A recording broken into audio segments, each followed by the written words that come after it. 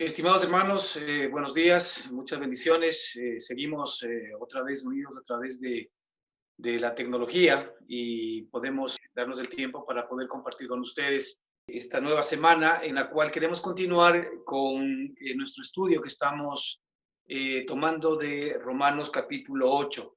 Habíamos llegado la última semana al versículo 16, en donde la Escritura y el Espíritu nos muestra que el Espíritu mismo da testimonio a nuestro espíritu de que somos hijos de Dios.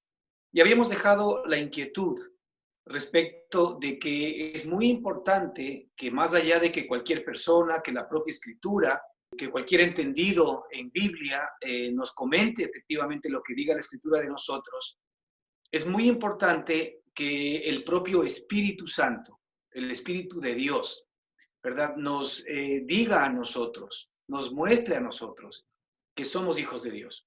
Es muy importante porque esta es la revelación del Padre para todos y cada uno de nosotros.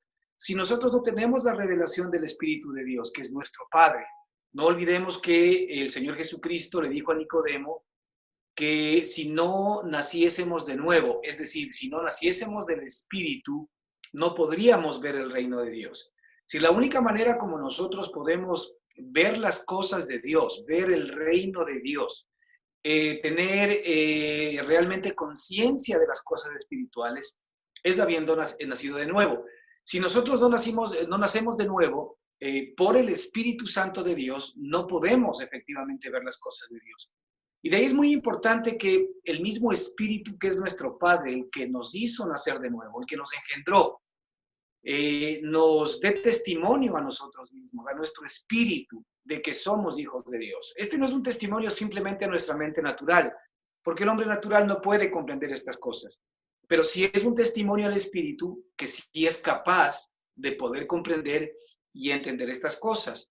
Esto es algo que nos va viniendo por revelación de parte de Dios. Entonces es importante que nosotros pidamos a Dios que nos dé esta revelación maravillosa y Él nos lo va a mostrar si es que efectivamente nosotros se lo permitimos, de que Él mismo nos dé testimonio a nosotros. Es decir, una cosa es lo que la gente me puede decir, lo que el pastor me puede decir, lo que alguien entendido en Biblia me puede decir, lo que un hermano me pueda decir, lo que la escritura me puede decir. La otra cosa es lo que el Espíritu mismo hable a mi espíritu, ¿verdad? Y lo que me revela respecto de que yo soy hijo de Él. Cuando yo tomo conciencia por el Espíritu de Dios en mi espíritu de que yo soy hijo de Dios, entonces mi perspectiva de lo que yo soy va a comenzar a cambiar de una manera importante y definitiva. Aquí nosotros estábamos hablando un poco atrás de que la Escritura nos muestra de que hemos sido adoptados por Dios. Y hemos dicho que la adopción, desde la perspectiva de la Escritura, no es la adopción civil, no es la adopción legal que manejamos nosotros normalmente en términos humanos. No, no, esto tiene que ver verdaderamente con el hecho de que Dios nos engendró a cada uno de nosotros. Es decir, nosotros somos obra de Dios. Efesios 2:10 nos dice algo muy importante, que nosotros somos hechura suya, creados en Cristo Jesús. Fíjese, somos hechura suya. Es decir, el primer hombre fue hecho por las manos de Dios. Digamos que el primer hombre fue hecho del barro, ¿verdad? El primer hombre fue hecho de las manos de Dios.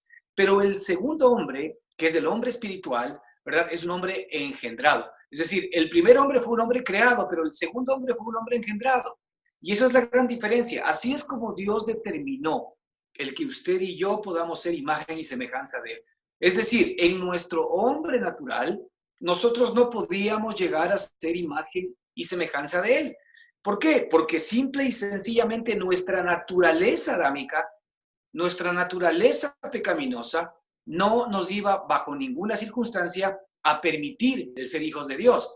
¿Por qué? Porque simplemente era un problema de naturaleza. Es decir, yo no puedo bajo ninguna circunstancia ser imagen y semejanza de Dios si es que efectivamente no tengo los genes espirituales de Él, si no tengo el ADN espiritual de Él. Pero ¿cómo Dios determinó que efectivamente yo pueda y usted podamos llegar a ser imagen y semejanza de Él a través de hacernos nacer de nuevo? De allí que el Señor nos muestra cuál es la forma o la fórmula que Él determinó para que usted y yo podamos ser imagen y semejanza de Dios.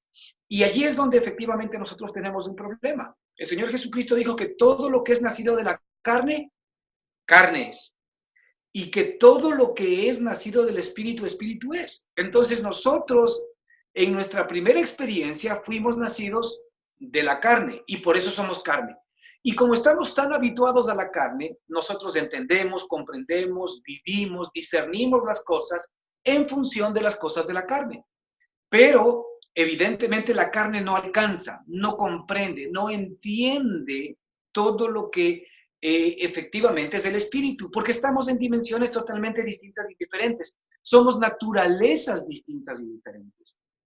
De allí que, por el otro lado, nosotros tenemos el espíritu, es decir, todo lo que es nacido del espíritu. Fíjese, todo lo que es nacido de la carne, pues ya todos nosotros hemos sido nacidos de la carne. ¿Cómo lo sabemos? Puesto que es el cuerpo. Nosotros somos carne desde el cuerpo, el alma y el espíritu. Es decir, el concepto de carne de la Escritura no solamente se refiere a la carne física, que nosotros efectivamente podemos tocarla, sino que el concepto de carne es todo aquello que es finito, todo aquello que no alcanza efectivamente a estar en la dimensión espiritual, en la dimensión de Dios, todo aquello que va a desaparecer. Y nuestra carne tiene que ver directamente con nuestro viejo hombre, en cuerpo, en alma y en espíritu. Es decir, todo lo que es nacido de la carne, carne es. Todo lo que es nacido de la carne, como cuerpo, como alma y como espíritu, es lo mismo. De allí que nosotros hemos heredado de nuestros padres, ¿qué cosa? Hemos heredado la naturaleza pecaminosa, ¿verdad? Esa naturaleza pecaminosa incluye una mente que de alguna manera define a Dios, crea a Dios, una mente que quiere creer en Dios, pero que no es capaz de poder confiar ciertamente en Él, ¿verdad? Este hombre fue nacido de la carne y es carne, pero ahora el Señor nos dice que todo lo que es nacido del Espíritu, Espíritu es. Entonces, nadie puede efectivamente poder comprender las cosas del Espíritu si no ha nacido espiritualmente. Y es por eso que el Señor Jesucristo le dijo a Nicodemo, de cierto te digo, que el que no nace de nuevo no puede ver el reino de Dios. Y es que efectivamente de lo que se trata aquí es de que nosotros podamos ser engendrados efectivamente por el Espíritu de Dios. Y esta es la voluntad de Dios. O sea, el ser engendrados por Dios no es algo que dependa de nosotros, no es algo que dependa de mi decisión, ni de tu decisión, ni de tanta oración. No, no, no. Esto depende básicamente de la voluntad de Dios. La Escritura es clara en confirmar y decir que es por voluntad de Dios, que no es por voluntad de varón, que no es por voluntad de carne, ni por voluntad de sangre, sino que es por voluntad de Dios. Entonces, como es por voluntad de Dios, es efectivamente de acuerdo con el propósito que Dios tiene para ti, ¿verdad? El poderte traer a esta revelación de las nuevas cosas que Dios ha hecho, para que en función de ellas nosotros podamos conocer las cosas y las profundidades de Dios. Ahora, esto opera a través de la palabra de Dios. Es decir, la palabra de Dios es viva y es eficaz. Puede ser manifestada a ti, puede ser llevada a ti a través de la Escritura, a través de las personas que de alguna manera estamos siendo utilizadas por el Espíritu Santo de Dios para comentarte las buenas nuevas de salvación o las buenas noticias del Evangelio de Dios. Esas buenas noticias de salvación es que efectivamente Dios nos ha dado una nueva oportunidad para que tú y yo podamos nacer nuevamente. Fíjate algo muy importante. Ni tú ni yo, para poder vivir en esta carne, ¿verdad? Recibimos la proposición o la propuesta de nadie. Simple y sencillamente tú y yo nos hemos encontrado en esta carne. Nadie absolutamente nos pidió o nos ofreció el que escojamos si queremos vivir o no queremos vivir en esta carne. Simplemente tú y yo nos encontramos en esta carne. Nosotros nacimos de la carne, es decir, nosotros nacimos de nuestros padres de nuestros abuelos, y así hasta el hombre adámico, ¿verdad? Que no fue el que Dios creó directamente, porque Dios creó un hombre a su imagen y semejanza, pero el hombre decidió no creerle a Dios y decidió tomar determinaciones propias. El hombre decidió vivir independientemente de Dios, y eso fue lo que generó el hecho de que el hombre llegue a ser carne. No olvidemos lo que nos dice el libro de Génesis 6 cuando dice el Señor, he aquí que el hombre es carne. El hombre carne no fue el hombre que él creó. Ciertamente él sabía que el hombre iba a llegar a ser carne. Él sabía que el hombre iba a tomar una decisión que lo iba a llevar a la muerte. Él sabía que el hombre iba a tomar una decisión contraria a Dios. Ahora, la Escritura nos muestra que el primer hombre era imagen del que habría de venir. Es decir, dentro del propósito de Dios, siempre estuvo, por sobre cualquier otra cosa, el que el hombre sea hecho a su imagen y semejanza, y él mostró que la imagen y semejanza del hombre no era más que Jesucristo, el segundo y el postrer Adán, al cual hoy tenemos acceso y al cual hoy usted y yo tenemos la capacidad de poder escoger estar o no estar. Es decir, en el primer Adán, nosotros no tuvimos la posibilidad de escoger estar o no estar en él. Pero sin embargo, Dios es tan maravilloso que ahora en nuestra condición de carne nos revela la obra maravillosa que ha hecho a nuestro favor.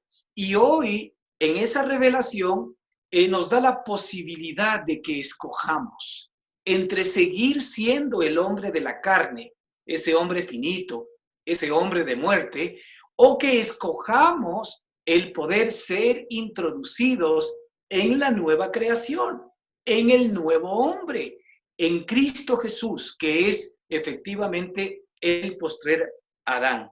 Así que es muy importante que nosotros comencemos a entender hoy, aquellos que hemos nacido de nuevo y aquellos que determinen el escoger, el creer en Cristo, porque efectivamente este nuevo nacimiento opera en todas aquellas personas que deciden libre y voluntariamente poner su fe, creer en las promesas de Cristo Jesús a su favor, creer en el perdón que Él ha otorgado para todos y cada uno de nosotros y darnos la posibilidad, efectivamente, de que nosotros podamos servirle en espíritu y en verdad una vez que hayamos nacido del espíritu, para que ahora como seres espirituales nosotros podamos servirle de acuerdo efectivamente con sus lineamientos, de acuerdo con su naturaleza, de acuerdo con sus capacidades.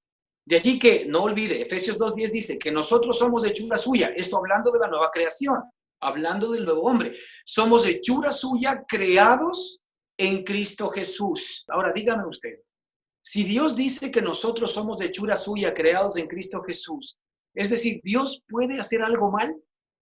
No, efectivamente Él no puede hacer nada mal. Es decir, si Dios dice que tú eres hechura suya, entonces en ti, efectivamente, hay alguien que es exactamente, ¿verdad?, como Él es.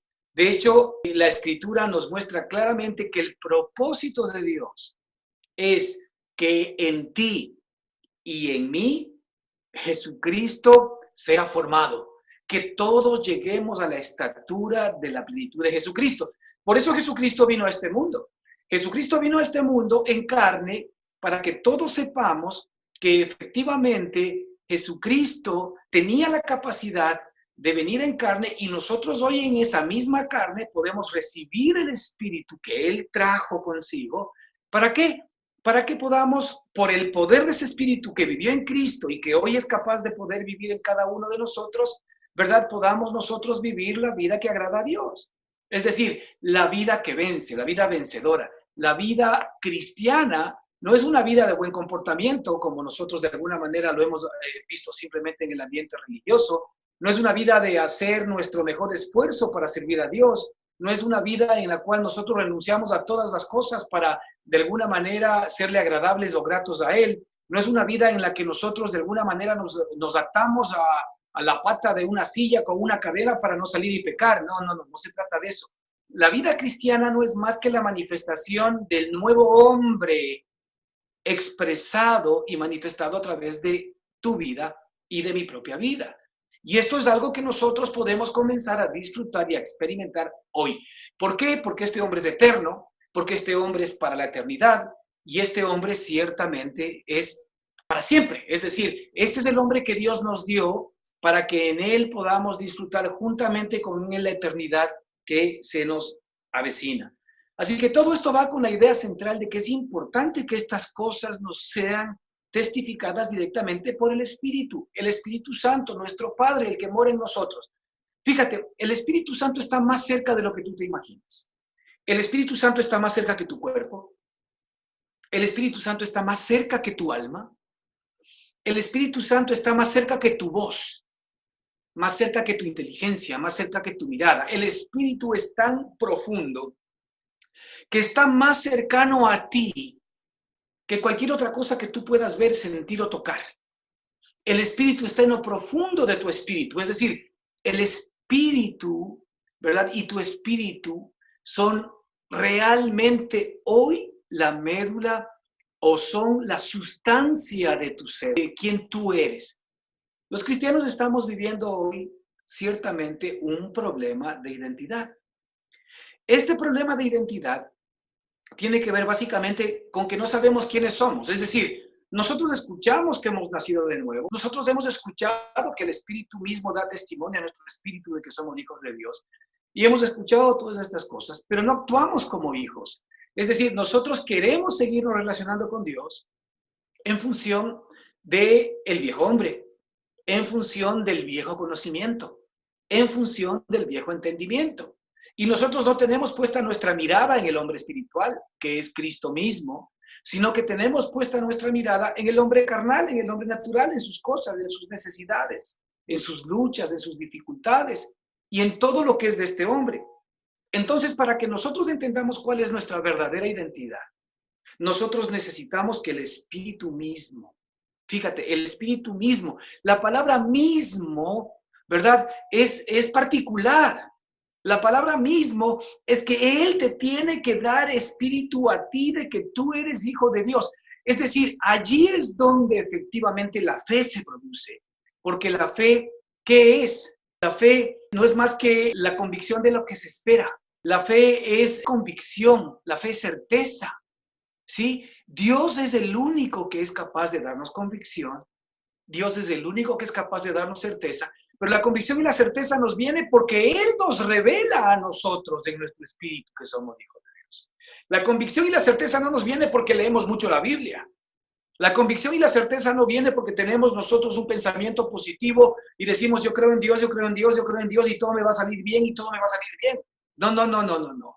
No viene por eso la convicción, ni la fe viene por eso. No, la fe viene por el oír la palabra de Dios, por el oír el testimonio de Dios, que es exactamente lo mismo. Cuando Dios da testimonio a mi espíritu de que yo soy hijo, y cuando Dios da testimonio que como hijo, como vamos a ver más adelante, yo soy heredero, entonces efectivamente la fe comienza a ser una realidad, porque la fe es un producto de Cristo.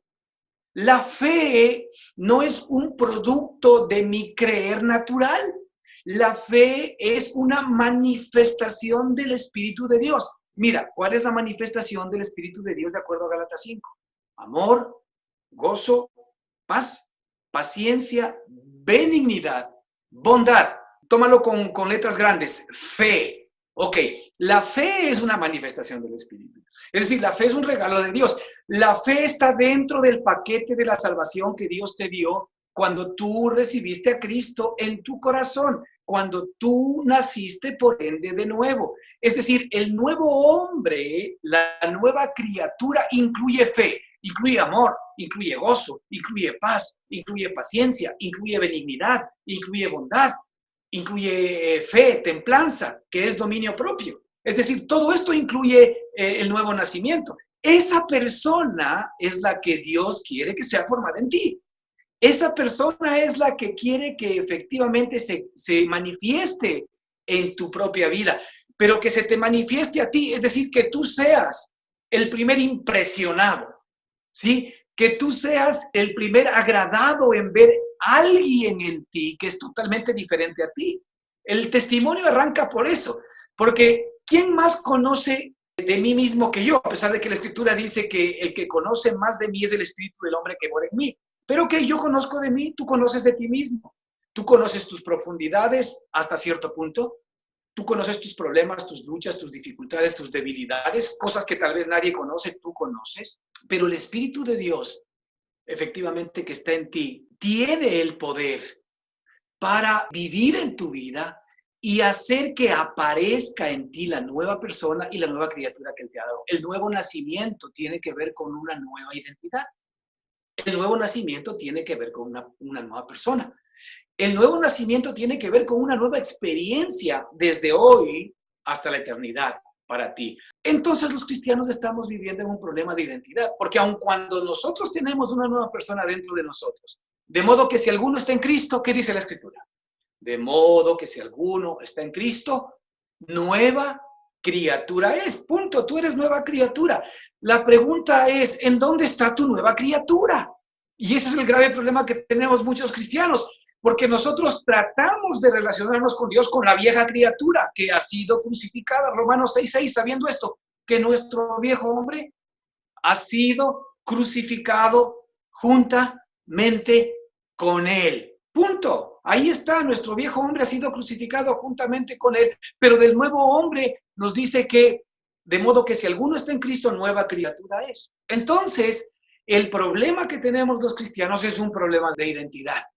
¿Por qué? Porque tú todavía, aun cuando lo escuchas, no entiendes, no comprendes que tu relación con Dios no está, ¿verdad?, dada en la vieja creación, sino que tu relación con Dios está dada en la nueva creación, en la nueva criatura que tú eres. Y de allí que para que esa nueva criatura crezca hasta que Cristo sea formado en nosotros, es necesario que efectivamente nosotros comencemos efectivamente a pedir a Dios que nos dé esa leche espiritual no adulterada de la que estamos hablando, la cual tomamos del pecho del Espíritu todos los días a través de la palabra viva, de la palabra de Dios. Esta leche espiritual no adulterada que viene directamente del Espíritu y que nos da testimonio a nosotros de que somos hijos de Dios. Esa leche espiritual que nos da testimonio de todas las cosas que Dios ya ha hecho a nuestro favor y que nos dan seguridad y nos dan convicción de que Dios es real. Es decir, esta es una experiencia particular para cada uno de ustedes. No espere, hermano o amigo, que yo le convenza a usted de lo que estoy hablando. Yo no soy capaz de poderle convencer a usted de nada. Yo simple y sencillamente lo que estoy es trasladándole, ¿verdad?, lo que el Señor me ha mostrado a mi propia vida y me sigue mostrando. Porque de alguna manera yo necesito venir a fe, necesito ser traído por Dios a esta dimensión, a este entendimiento, a esta revelación, para que efectivamente yo pueda caminar en esa nueva persona y en esa nueva criatura que me ha dado. Y exactamente es lo mismo para usted. Yo lo que hago simple y sencillamente es trasladarle la obra de Dios a usted para que el Cristo que está en mí se revele al Cristo que está en usted y que efectivamente usted pueda comenzar a recibir los beneficios de esa nueva creación y de esa nueva vida que Dios le ha dado a usted y a cada uno de nosotros. Fíjese, los cristianos somos seres humanos raros porque nos estamos muriendo de sed en la fuente. Porque nosotros tenemos por parte de nuestro Padre y de nuestro Dios todo lo que necesitamos. Él conoce exactamente todos nuestros problemas, todas nuestras luchas, todas nuestras dificultades. Él conoce nuestros temores, Él conoce nuestras alegrías, nuestras tristezas, Él sabe todo. Y efectivamente nosotros no estamos de alguna manera entendiendo que como buen Padre que Él es para nosotros, ya Él ha previsto y ha provisto todo lo necesario para que si nosotros descansamos en su obra terminada, efectivamente podamos vivir la vida que Él quiere para cada uno de nosotros. Y es una vida de disfrute, es una vida de bendición, es una vida en donde nosotros como hijos somos los que heredamos. Y a eso vamos justamente en los versículos siguientes. Nos dice, y que si nosotros somos hijos, dice, y si hijos, también herederos. Y por si acaso, ¿no? Porque no somos herederos de cualquiera, fíjese cómo, dice, herederos de Dios. O sea, no somos herederos de cualquier persona, somos herederos de Dios, ¿no? Herederos de Dios y por si acaso, somos coherederos con Cristo. Es decir, Él nos está mostrando la fuente de nuestra herencia. La fuente de nuestra herencia no es nuestra inteligencia, no es nuestra sabiduría, la fuente de nuestra herencia no es nuestro conocimiento, no es nuestra religiosidad, no es nuestra justicia, no son nuestros padres, no son nuestros hijos, no es del Estado, no es nadie. La fuente de nuestra herencia es Dios y Cristo, porque Cristo es heredero de todo lo que Dios es, siendo su Hijo amado. Y nosotros que somos hermanos de Cristo, somos coherederos juntamente con Él. ¿Sabe la herencia que Dios nos está mostrando a nosotros? Es decir, la herencia de Dios no es plata ni oro, porque la plata y el oro se acabarán. No olvidemos que la Escritura nos dice que nada trajimos a este mundo y nada nos vamos a llevar. No conozco un solo muerto que haya podido llevarse todo lo que de alguna manera almacenó al más allá. De hecho, en muchas tumbas, tanto en las tumbas egipcias, en las tumbas incas y otras tumbas de señores de aquella época que tuvieron muchísimas riquezas, muchísimo oro, muchísima plata, muchísimas mujeres, etcétera, han sido hallados con ese oro, con esa plata y aún con aquellas personas en su tumba. Es decir, no pudieron llevarse absolutamente nada de esta tierra. De ahí que estamos hablando de que la herencia es una herencia incorruptible. La herencia es la vida de Jesucristo, que es dueño y es el que hace absolutamente todas las cosas. La vida de Jesucristo es la herencia que efectivamente usted y yo ya hemos recibido. En el mundo del derecho se habla de la sucesión como la capacidad que tienen los hijos de heredar a los padres, pero solamente la sucesión sucede, la sucesión se da o es efectiva cuando la persona ha muerto. Si una persona no muere, no existe sucesión. Es decir, si el padre de familia, por ponerlo así, ¿verdad?, no ha muerto, los hijos no pueden heredar. Sí, porque la herencia tiene que ver directamente con el hecho de lo que los padres, en este caso específico, han dejado para los hijos. Era necesario que en el caso de nuestro Padre maravilloso exista una interposición de muerte para que nosotros efectivamente podamos obtener la herencia. Buenas noticias. ¿Sabe quién murió en la cruz del Calvario? Jesucristo murió en la cruz del Calvario. ¿Sabe para qué murió en la cruz del Calvario? No para que algún día nosotros en el más allá intentemos obtener la herencia, bajo ninguna circunstancia. Él murió para que hoy sea el día de recibir y de comenzar a disfrutar la herencia, que hoy sea el día de tu salvación. Y es por esto, hermano, que la salvación, que tiene que ver directamente con liberación, que tiene que ver directamente con provisión, que tiene que ver directamente con bendición, que tiene que ver directamente con todo aquello que de alguna manera te está haciendo falta a ti el día de hoy. Y cuando hablo de te está haciendo falta, no estoy simple y sencillamente fijándome en las cosas físicas, que también las incluyen, porque Dios es un Dios que efectivamente si da de comer a las aves del cielo, como dice la Escritura, que ni siembran, ¿verdad?, ni cosechan, ni guardan en graneros, pero con todo vuestro Padre les alimenta todos los días, pues ¿cómo no hará con ustedes más, hombres de poca fe? Es decir, la bendición de Dios incluye absolutamente todo, ¿verdad? Todo. Ahora, el propósito de Dios no es que tú tengas la bendición, el propósito de Dios es que tú reconozcas al que bendice. Es decir, Dios no quiere bajo ninguna circunstancia que tú simple y sencillamente te quedes con la comida, sino que Dios quiere que tú entiendas quién es el que te sustenta. ¿Para qué? Para que tu confianza no esté puesta en la comida, sino en el quien la da. Para que tu confianza no esté puesta, ¿verdad?, en las cosas, sino en el quien las hace. Y esa es la gran diferencia que Dios quiere que efectivamente tú conozcas en su relación con Él. ¿Por qué? Porque la vida que tienes o que te resta en la carne va a ser de bendición en la medida en que tú recibas la herencia. Es decir, si hijos también herederos, herederos de Dios y coherederos con Cristo. Sí, hermanos, nosotros decimos que somos hijos de Dios y muchos en el cristianismo decimos que somos hijos de Dios. Muchos nos ufanamos de ser hijos de Dios, pero dígame una cosa honestamente, ¿usted vive como hijo de Dios? ¿Usted está recibiendo las bendiciones de hijo de Dios? Y aquí no estamos hablando de carros, no estamos hablando de casas, no estamos hablando de viajes, no estamos hablando de cosas necesariamente humanas. Dios es maravilloso. Aquí lo que estamos hablando, ¿verdad?, es de la bendición espiritual que da contentamiento, que da alegría, que da paz, que da tranquilidad y que satisface el alma. Porque las cosas externas, ¿qué es lo que buscan? Satisfacer el alma, ¿verdad? Pero lo que pasa es que son cosas equivocadas. Pero las cosas interiores verdaderamente satisfacen el alma. Es decir, cuando Dios nos satisface el alma internamente, todas las demás cosas ya son añadidura. No olvidemos que el Señor nos dice algo muy importante. Mas primeramente, buscad el reino de Dios y su justicia. Y todas las demás cosas os serán añadidas. Fíjate cómo Dios pone en primer lugar el reino de Dios y su justicia. Es decir, el reino de Dios y su justicia es Él reinando en tu vida y su justicia siendo una realidad en tu experiencia. ¿Qué tal? Él reinando en tu vida y su justicia siendo una realidad en tu experiencia. Cuando el reino de Dios es una realidad en tu vida, es decir, Él reinando desde tu espíritu, a tu alma y a tu cuerpo, ¿sí?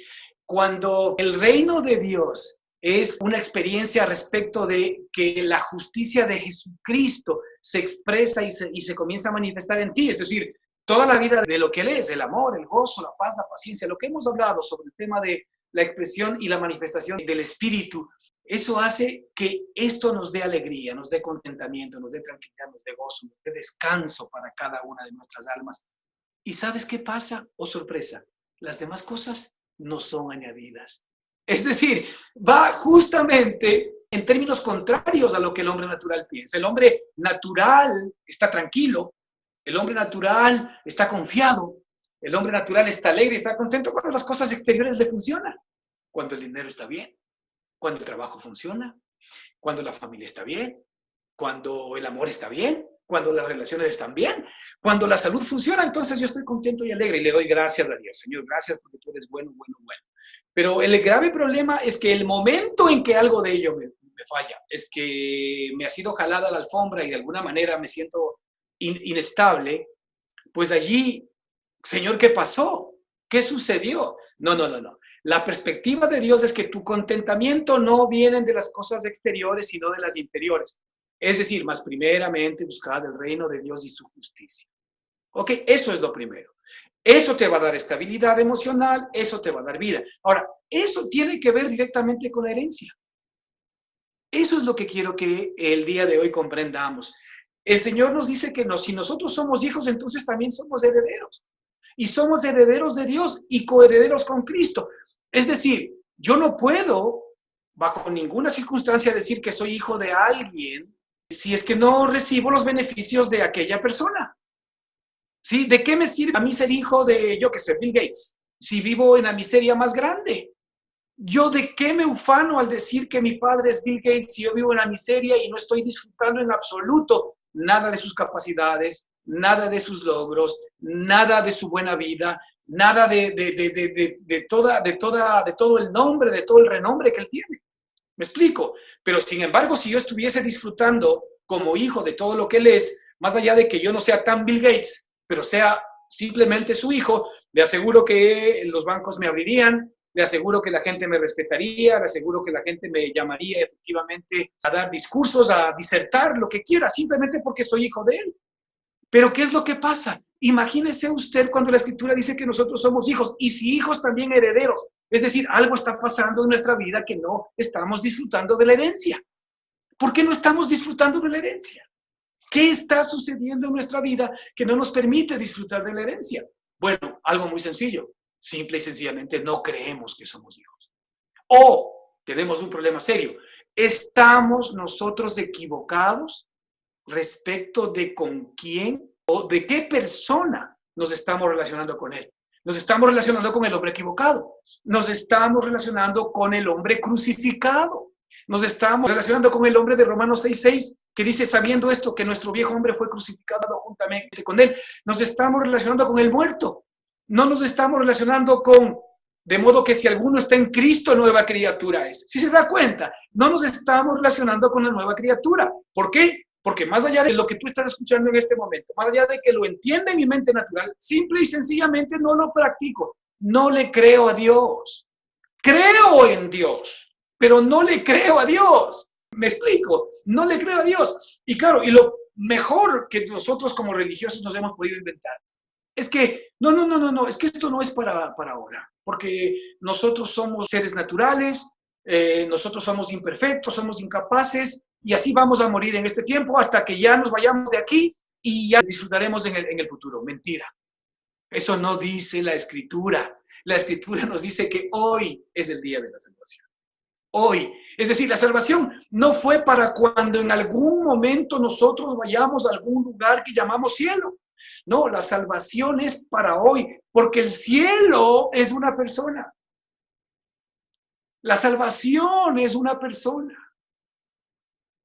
La liberación es una persona. La provisión es una persona. La bendición es una persona. La salud es una persona. Todo se resume a alguien. ¿Usted ha escuchado este verso en la Escritura que nos dice que Cristo es el todo? Cristo es el todo y en todos, Cristo es todo. Cristo es todas las cosas. Cristo es todas las cosas y los asuntos espirituales de Dios. Y esto es lo que Cristo tiene que llegar a hacer en mí y en mi propia vida.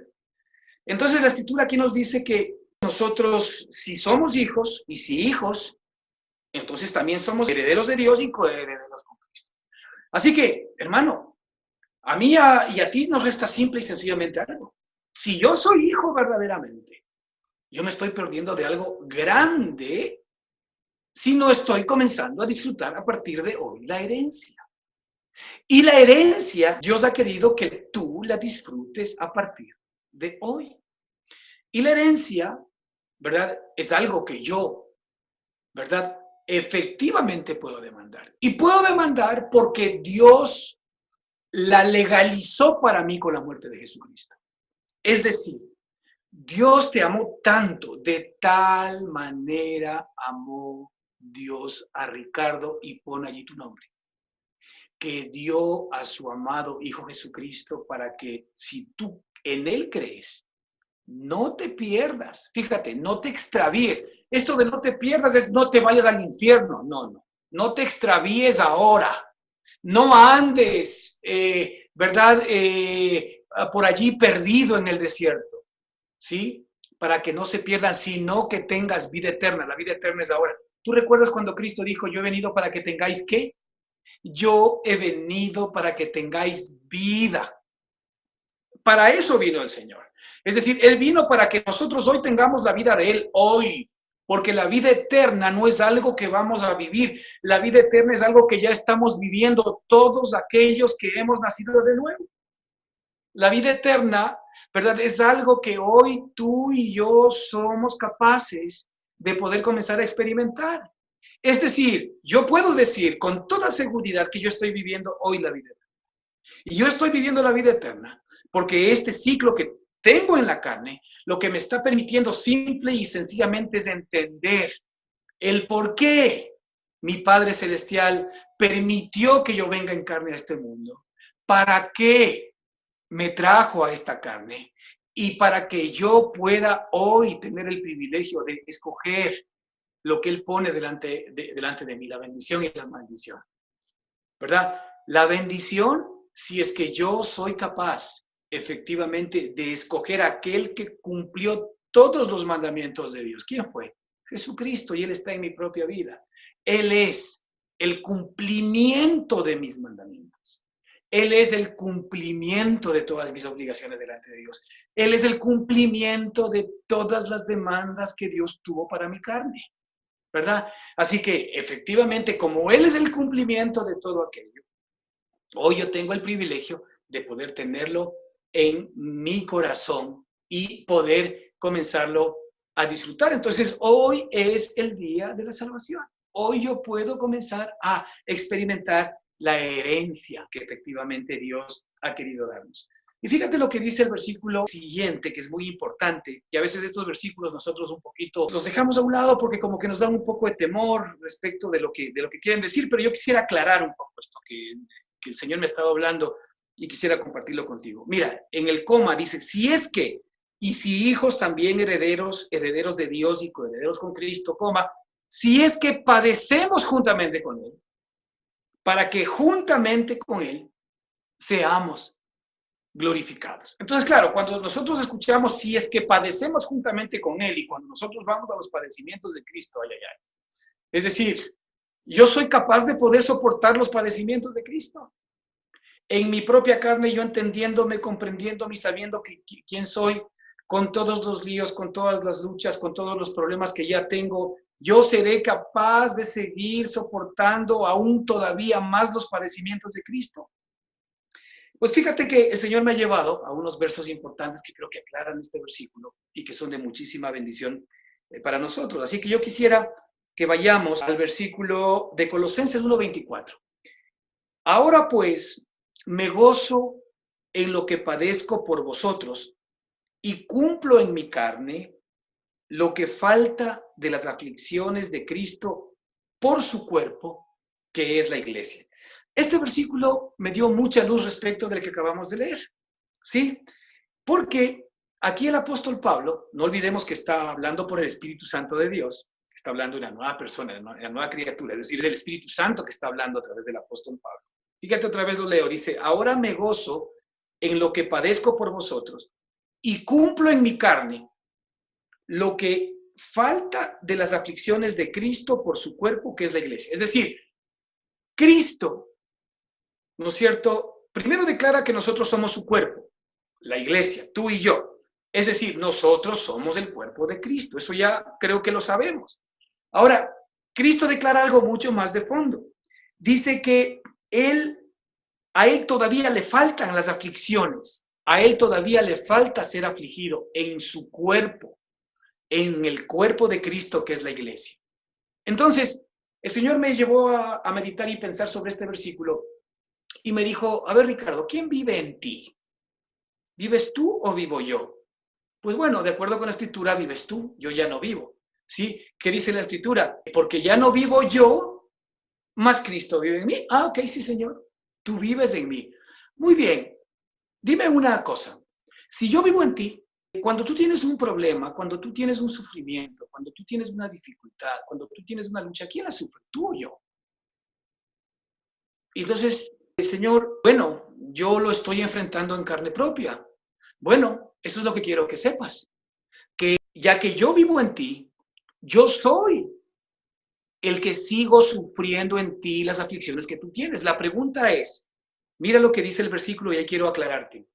Dice, si es que padecemos juntamente con Él, si es que padecemos, escucha bien, juntamente con Él. Es decir, el Señor me llevó a entender algo muy importante. Cuando ¿tú padeces juntamente conmigo? ¿O padeces solo? Y me pides ayuda. Cuando yo te estoy diciendo que tú has muerto, que tu viejo hombre ha sido crucificado, pues lo que te quiero decir es que tus padecimientos ahora en la nueva criatura son mis padecimientos.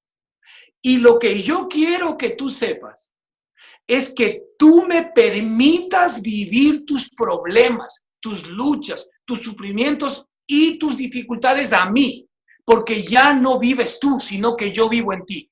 Esos son los padecimientos que yo todavía efectivamente tengo que vivir en ti. ¿Por qué? Porque tú eres mi cuerpo. Tú eres efectivamente mi carne. Hoy tú eres mi manifestación y la expresión, ¿verdad?, de lo que yo soy interiormente. Entonces me dijo, a ver, mira la diferencia. Yo te estoy pidiendo que tú, si padeces juntamente conmigo, ok, o padeces solo o padeces conmigo. Si padeces conmigo, muy bien, entonces yo me hago cargo. Yo entro. Yo enfrento. Yo vivo esa circunstancia. Lo que yo te estoy pidiendo básicamente es que tú me permitas vivir tu sufrimiento. Que tú me permitas vivir tu dificultad, tu lucha. ¿Sabes por qué, Ricardo? Porque cuando tú sufres, yo sufro porque yo vivo en ti. Y yo sufro no porque no sea capaz de poder enfrentar el sufrimiento que tú tienes. Yo sufro porque no has entendido que yo estoy en ti para enfrentar esa circunstancia. Y yo estoy en ti para demostrarte que soy más fuerte, más grande y más poderoso que todos los problemas, las luchas y dificultades que tú estás sintiendo en tu propia carne. Esto es lo que quiero que entiendas. Fíjate otra vez, leo el versículo. Si es que padecemos juntamente con Él. Si es que padecemos juntamente con Él. Está claro que el Señor Jesucristo, hermanos, y ustedes me van a entender esta parte, no está esperando de que tú te subas a una cruz, como Él. Él no está esperando que te pongan a ti una corona de espinas. Él no está esperando que te insulten, que te flagelen. No, Él no está esperando eso. Él ya lo hizo por ti y por mí. Es decir, Él lo hizo siendo el cordero sin mancha y sin arruga que se requería como sacrificio por mis pecados y por tus pecados. Él ya lo hizo. ¿Ok? Así que Él no está hablando de los padecimientos que Él tuvo. Él está hablando de los padecimientos que ahora tú tienes porque tú eres su cuerpo. Y como tú eres su cuerpo y tú y Él son uno, entonces lo que el Señor te está diciendo es que yo tengo que padecer juntamente contigo. Tú eres capaz de poderle entregar a Dios tus problemas, tus luchas, tus dificultades, tus padecimientos. Fíjate lo que dice la Escritura para que seamos más claros. ¿Qué pasa? Dice la Escritura.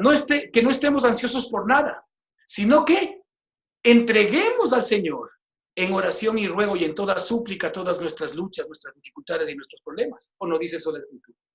¿Acaso la Escritura no dice que Él cuidará de nosotros si nosotros efectivamente ponemos sobre Él todas nuestras luchas y nuestras cargas? Fíjate, es lo mismo. Pero la pregunta es que cuando yo tengo un padecimiento, yo tengo un problema, porque en el viejo hombre y en el hombre natural yo aprendí a padecer solo. Yo aprendí a lo mucho a pedirle a Dios que me ayude a salir de un problema o que me provea para cualquier otra cosa. Pero jamás le dije a Dios, Dios, ya no vivo yo. Para eso sirve el ya no vivo yo también. Es decir, tú vives en mí y como tú vives en mí, entonces mi cuerpo es tuyo y los padecimientos que Ricardo tiene hoy en la carne son los padecimientos que a Cristo todavía le tocan sufrir en mí.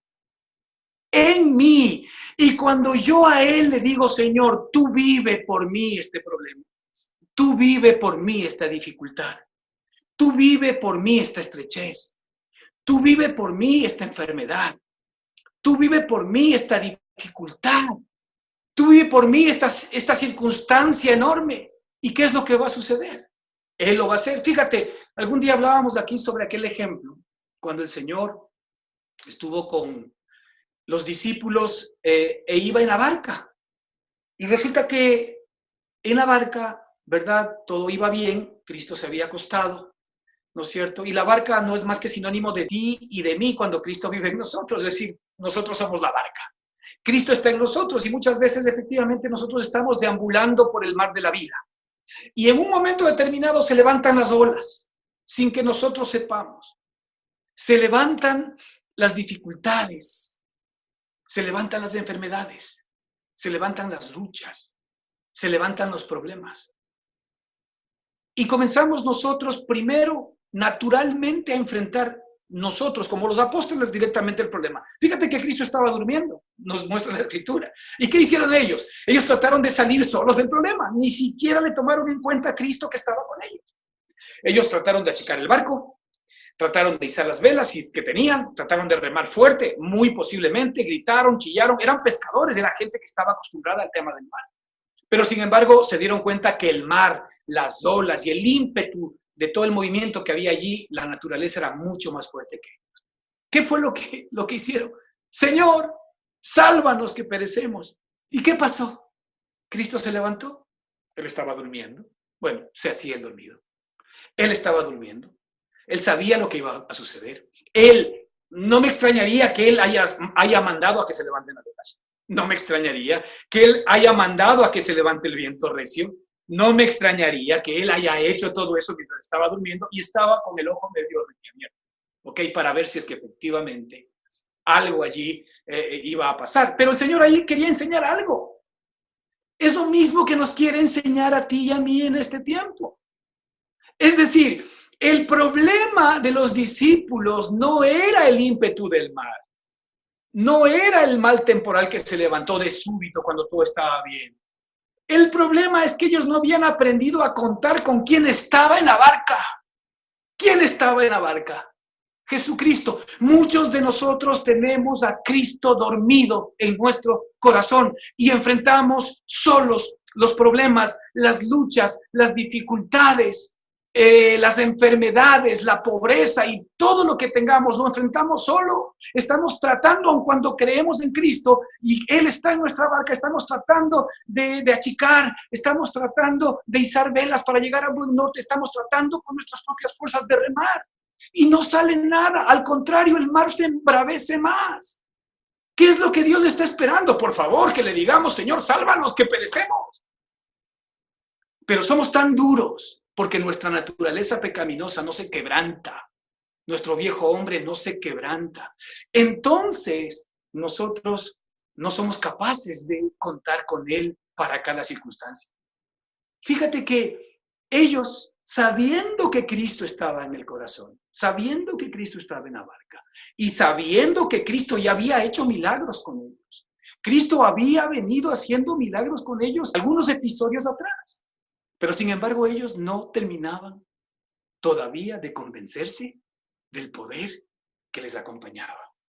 Yo creo que eso nos pasa a nosotros. Esto tiene que ver básicamente con este verso, cuando el Señor dice que nosotros somos herederos de Dios y coherederos con Cristo. Es decir, ¿cómo podemos nosotros comenzar a percibir, recibir, a experimentar la herencia?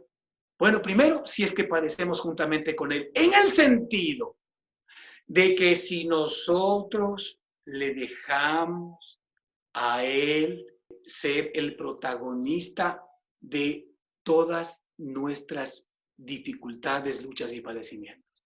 La pregunta es, ¿tú le has dejado a Dios ser el protagonista de tus problemas?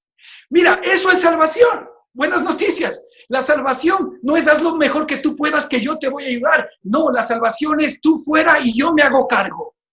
¿Qué tal? Esa es la propuesta de Dios. Esa es la propuesta de Dios para ti y para mí. Hazte a un lado, porque tú ya estás a un lado, que yo me hago cargo. Entonces, esto tiene que ver si es que padecemos juntamente con Él. Es decir, yo voy a comenzar a recibir la herencia, a ser consciente de su poder, a ser consciente de su vida maravillosa en mí. Si es que yo comienzo a Él a darle el lugar que le corresponde. Señor, ya no vivo yo, tú vives en mí. Así que el problema, la dificultad, la enfermedad, la lucha y cualquier circunstancia que yo tengo el día de hoy es tu problema, es tu lucha y es tu circunstancia, y yo descanso en ti. Y yo descanso en tu poder. Y yo descanso en tu palabra. Y yo descanso en tu salvación. Bueno, eso le agrada a Dios, porque eso se llama fe. Eso se llama fe, que viene directamente desde el Espíritu. Si es que padecemos juntamente con Él, fíjate, ¿para qué? Hay una resultante de esta realidad, porque Dios quiere que veas las dos caras de la medalla. Es decir, Dios permite el padecimiento para que tú aprendas a entregárselo a Él, para que Él sea el que lo enfrente en tu propia vida y que tú ya no te estreses. ¿Ok? Y ese padecimiento entregado, ¿no es cierto?, va a hacer que el poder de Dios se levante. ¿Qué sucedió con los apóstoles? Pues maravilloso. Cuando el Señor se levantó, ¿qué hizo? El Señor mandó, dice la Escritura, que las olas se calmen, que el mar se tranquilice. El Señor mandó, es decir, el Señor ordenó que los problemas que les estaban aquejando a los discípulos cesen. ¿Qué pasó? Todo se vino a calma. ¿Qué dijeron los discípulos? ¿Quién es este? Fíjate que no lo conocían. No lo conocían en esa dimensión. Habían estado con Cristo tanto tiempo. ¿Quién es este? Que hasta el mar, hasta la naturaleza le hace caso. Hermano, si tú estás en enfermedades, en luchas, en problemas, en dificultades o en cualquier circunstancia, y tú le haces cargo a Dios, si tú le permites padecer juntamente contigo, si tú le entregas esa circunstancia, ¿tú crees que Él no tiene el poder para ordenar que esa circunstancia que te está quejando cese? ¿Y sabes qué va a suceder? Pues tú vas a decir, ¿quién es este? Porque el Señor te va a dejar ciertamente anonadado. Te va a dejar sorprendido, ¿verdad? Por la forma como efectivamente Él actúa. Y fíjate esta parte importante. Dice, ¿para qué? Perdón, si es que padecemos juntamente con Él. ¿Para qué? Juntamente con Él. Ahora y sí, no solamente Dios quiere que padezcamos juntamente con Él. Es decir, no solamente que Dios quiere que nosotros experimentemos lo que significa la vida de Él tomando control de todas nuestras luchas, dificultades y situaciones de prueba. No, sino nos dice también para que, como resultante, juntamente con Él, seamos glorificados. Es decir, para que la vida, la gloria y la herencia de la cual estamos hablando, escucha bien, la herencia de la cual estamos hablando se haga realidad en tu vida. Y ahí podríamos decir nosotros, si Dios con nosotros, ¿quién contra nosotros? La lección que Dios nos quiere dar a todos y cada uno de nosotros en el día de hoy, hermanos, tiene que ver directamente con el que confiemos absolutamente en Él. Yo no puedo ser simple y sencillamente hijo de Dios de palabra. Yo no puedo simple y sencillamente ser hijo de Dios porque me han dicho o porque me han contado. Sí, por ahí se arranca. Pero yo tengo que ser hijo de Dios en espíritu y en verdad. ¿Qué tipo de adoradores está buscando Dios que le adoren? Los que le adoren en espíritu y en verdad. En verdad es en la realidad de lo que Él ha hecho por ti, en la experiencia de lo que Él ha hecho por ti, en la expresión, en la manifestación real de lo que Él ha hecho. Es decir, nosotros hoy necesitamos venir a una relación con el Señor que nos permita comenzar a recibir los beneficios de ser hijos. Si nosotros no recibimos los beneficios de sí mismos, lo que estamos aprendiendo es Biblia. Estamos aprendiendo religión. No estamos entendiendo lo que significa relación. La relación es algo que solamente viene entre él y yo. La relación no es algo que se aprende. La religión es algo que se vive. Y la única manera de poder hacerlo ya que somos hijos, es decir, Dios es fiel a su palabra. Él ya hizo su parte. Él dice que tú eres hijo. Ahora, Él no quiere que te quedes simple y sencillamente con el concepto. Él quiere que tú lo disfrutes. ¿Cómo lo disfrutas? Pues reclama. Algún día nosotros estábamos hablando de que a los que creen en su nombre les dio potestad de ser hechos hijos de Dios. La potestad es un derecho legal que Dios te dio para que tú lo puedas ejecutar, para que tú lo puedas manejar, para que tú lo puedas mover, para que tú efectivamente lo lleves, ¿no es cierto?, a experiencia. Dios lo que necesita de ti, básicamente, es que tú recibas todo lo que Él te dio. Y lo necesita porque Él te ama y porque Él padece también, desde la acepción que estamos viendo en este versículo. ¿Sabes por qué padece? Él padece porque definitivamente cuando Cristo aún todavía no puede ser formado o no está siendo formado en todos y cada uno de nosotros, Él efectivamente sufre con dolores de parto. Fíjate lo que dice aquí, Gálatas 4:19. El apóstol Pablo, hablando en el nombre de Jesucristo, pero no son más que las mismas palabras de Cristo para ti y para mí, con lo cual yo quiero concluir en este día. Las mismas palabras de Cristo para ti y para mí. Fíjate, dichas por el propio apóstol Pablo. Gálatas 4:19 dice, hijitos míos, eso es para ti, eso es para mí. Es el Espíritu hablándote a ti.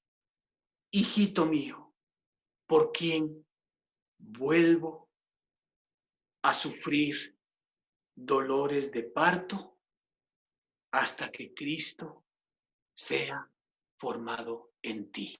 Ese es el amor de Dios para ti y para mí. Hijito mío, por quien vuelvo a sufrir dolores de parto hasta que Cristo sea formado en ti. Ese es el regalo de Dios para tu vida. Es decir, Dios sufre y padece, Cristo padece en nuestra carne también. cuando su Hijo retarda en ser formado en nosotros, si queremos verlo así. Pero retarda porque nosotros retardamos, porque nosotros no creemos, porque nosotros no clamamos, porque nosotros no ejecutamos lo que Dios nos dio.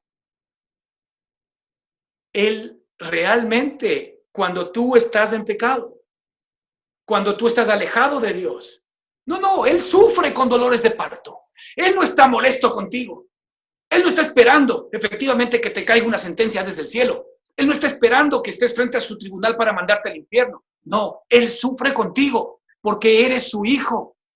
Y como hijo, la Escritura dice que Él sufre con dolores de parto. Fíjate, es el sufrimiento del Espíritu Santo, el Espíritu del Padre. ¿Acaso tú no sufrirías de la misma manera por tus hijos? Cuando ves que tus hijos, teniendo todo, están extraviados, no están funcionando como deberían funcionar, y tú no estuvieses sufriendo dolores de parto, pero Él sí sufre dolores de parto permanente y continuamente con nosotros, cuando de alguna manera, aún teniendo la vida de Jesucristo en cada uno de nosotros, no somos capaces de disfrutar todo lo que Él nos ha dado.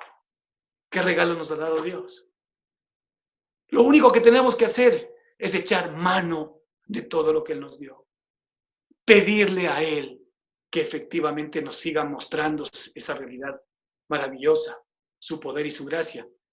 Que nosotros somos hijos, pero no solamente nos vamos a conformar con ser hijos, tenemos que ser herederos de Dios y coherederos con Cristo.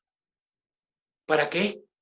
Para que efectivamente, ¿no es cierto?, si nosotros sufrimos juntamente con Él, también seamos juntamente con Él glorificados. Muchas gracias, hermanos y amigos. Vamos a terminar aquí y nos veremos la semana que viene. Muchas bendiciones.